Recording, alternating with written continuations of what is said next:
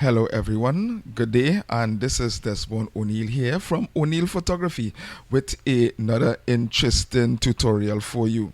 And I want to welcome each and every one of you to our brand new, well, not really brand new, but it will be brand new to some of you all, our brand new channel, Elevation Niche.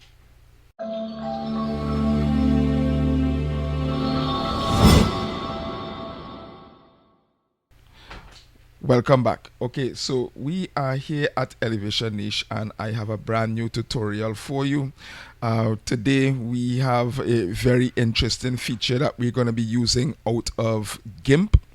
And if you notice, and I will encourage you to view all of my previous tutorials. They are not long, and you can learn a lot about this program that is absolutely free. I am here on my Linux machine. Linux is the operating system that I use, and just to show you how easy and straightforward it is, I am going to go into Gimp and we are going to be studying our tutorial for today, which is using the auto balance feature, the auto white balance feature in Gimp. All right, so let's go there now. I have my folder that I am going to get into. I have everything already streamlined here on my system. I'm going to go into pictures and I have some raw photos here for auditing, and I am going to choose this which one? Yeah, this one right here. So it's going to open up in raw therapy because that is the default way that my system is set up. Right, and as we can see, the model is there, and we are going to, I can just enlarge this a little bit so you can have a look at it. Right, it's not bad, but we are going to show you how this photo is going to look so different when we are finished with it. So I am going to go straight into GIMP. All right, and my system is going to, raw therapy is actually going to send this over. GIMP is going to take it and convert it. Right, there we go, and we are over into GIMP. Great. So I am going to duplicate the image. This time I'm going to right click and I'm just going to go up and click on duplicate layer. So this is just another way in which you can duplicate your image. I'm going to press click on my keyboard. So the image is going to be enlarged a little bit, and off the bat, I am going to say at this point that photo editing is actually to taste. With some people, this image is perfect just as it is for some people, and they can use it like that. The client will be super glad and ecstatic because it is properly well exposed. All right, it may be a little bit on the underexposed side, but we can always tweak that up and down. Now that we have duplicated the image, all right, as I said, it looks a-okay, but we are going to go in and use something called the auto white balance feature. All right, so what that is that it is going to even out the photo and it will give you the proper balance. I don't know what sort of metrics the program uses, but I want to show you how fantastic this feature is. All right, so we go to colors, and if you notice under colors, there are so many things that you can do here. You can do a color balance, you can adjust the temperature, you can do saturations, you can change the exposure, you can actually use the levels and the curves. That's for another tutorial, but we're going to go right down to the auto white balance feature there. See that? And we are going to click that, and it is going to correct our white balance automatically. So here's what it does. All right. And immediately you see that the photo takes on a total different dimension. All right. You can actually see the light from the softbox penetrating or reflecting from the model's forehead and her cheeks right here. You can actually probably see a little reflection of the light box that was used in her shades, her visors right here.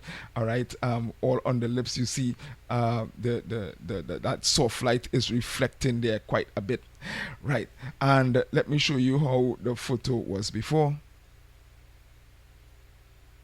And it looks like it's missing something or it has a tint over it. But here is it after. Right. And but we're not finished yet. I find, as I said, that photo editing is the taste, and I find that the light that is reflecting off the model's facial features is a little harsh. So we are going to do something about that. So we're going to go back to colors, and I like to use the brightness contrast feature. So I'm going to click that, and in the brightness contrast feature, what I'm going to do, I'm going to drop the brightness a little bit. Are we seeing how it's affecting the model there? Great. And I'm going to carry the contrast up a little bit. Just a little bit again. Okay, great. I can back it down a little bit, and as a matter of fact, you can use these arrows here to help you. But I think that is okay there so far, and I'm gonna click OK. Great. And this is what we are looking at here. All right. I am going to also go back up to colors, and I am going to go into saturation. Now the photo has already some great dynamic colors. You have that yellow to the back. All right. You have that yellow to the back there that is making her chocolate features pop out a little bit. But I'm going to just up the saturation just a little bit. There we go. Right. And now so how we used to look, how we were looking before and after. And my neighbor's dog is howling in the background. I don't know for why. I don't know for why. I hope that they fed him. I really, really hope that they fed him. All right, great. So that's what we're looking at. I am also going to use one of our features that we did the last time, which is the sharpen feature. And I'm going to just click that. And I'm going to add, I'm going to leave the red radius right where it is. And I'm going to just sharpen a little bit. So this is how we were before. And if you notice, before, it sort of has a little a darkish sort of tint to, or a sort of brown tint to the image. All right, everything is it's a slight little bit underexposed. All right, and as I say, if this works fine for you, that's okay. But today we were just showing you the auto white balance feature, and what we did was to tweak the contrast a little bit. We adjusted the what did we adjust? Right, we adjusted the saturation just a little bit, and we also added some sharpening to the image, and this is our final result. All right. And I personally find that this looks more realistic. The model does not look like an AI model. It has the natural skin textures. The softbox light is reflecting off of her face, and you can also adjust that a little bit if you would like to. You can go to go to curves, all right, and you can actually adjust that just a little bit. Right.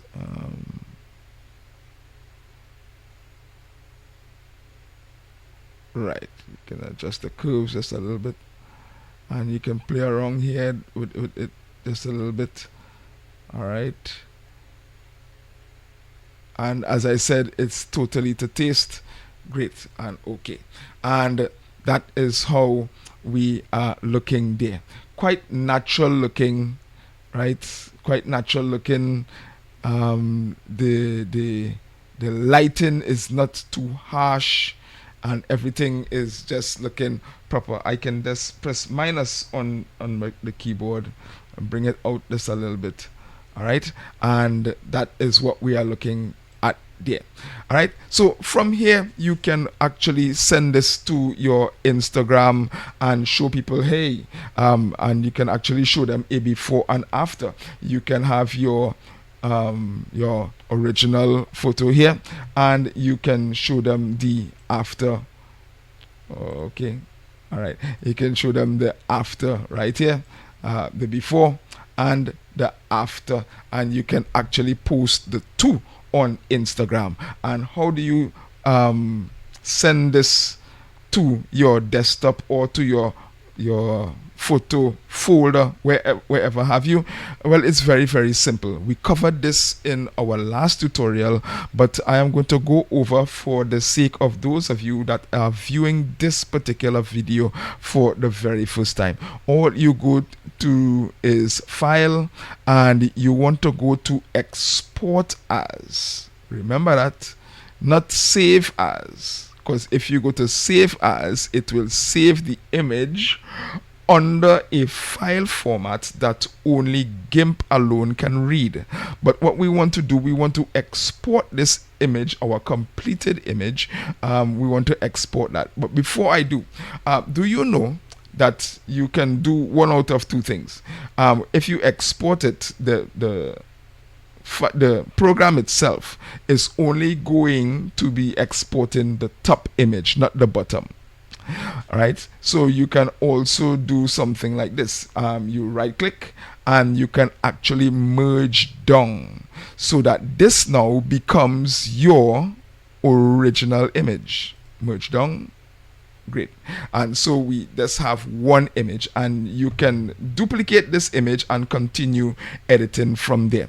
All right, but I just showed you something a little bit different. So we merge down, so we have just one image. This image is going to be exported to our desktop. So we go to File, we go to Export As, and down here in this little field, we click the plus button, and there you get all of your file extensions. We want to export this as a JPEG, because on Instagram, notice that Instagram only takes a certain size. All right, and remind me, I am going to show you how you can scale your image if it's too big and Instagram is saying you need to get a file that is smaller than that. We can get it down to whatever size. All right, so again, that is for another tutorial. So we go down to JPEG and we click Export. All right, and it actually is going to export it into the folder that I have it. So before I do that, I'm going to show you how to put it to your desktop. So my desktop is going to be totally clear, so I'm going to put it desktop there. So when it goes up, you're going to actually be seeing it, and I can name the file itself. I can name it over, and I can see something like completed file, or I can see final edit. All right, so I can say here final edit. All right, and then I am going to click export. So at the end, it's going to be exported to my desktop, and the file is going to be named Final Edit, and it's going to be a JPEG. The quality, I can leave it at 90. I can drop the quality down a little bit, but I want to leave everything there. I don't touch any of these other things here. I can click show preview in the image window, so that means that after I finish exporting it, a preview will come up to show me. I can save the EXIF data. And for those of you who don't know what EXIF data is, it just shows you all of the parameters that concerns the photo, the date, the file type. It will also show you the lens that was used, according to the lens that was used, the exposure that was used, and all of that is in the EXIF data. And so you can always find out what type of camera, what sort of exposure, what sort of lens was used, and all of that. So we click export. Great. And that's it. Okay. So we have this image here, which is our before, and we have this image here, which is our after. And you can actually see a marked difference between the two of them. You see, there's a marked difference between the two. And I'm just playing around here with the right. Great. Right. Awesome. So are we seeing the difference between these two images? Which one did you prefer? Do you prefer the softer one, or do you prefer the more natural looking one? I prefer the more natural looking one. And again, it all depends on what you are going for. Sometimes you want a softer look. All right, you definitely want a softer look, especially if you're doing something for a magazine and all of that. But I like this natural look here because it looks, more alive. It looks vibrant.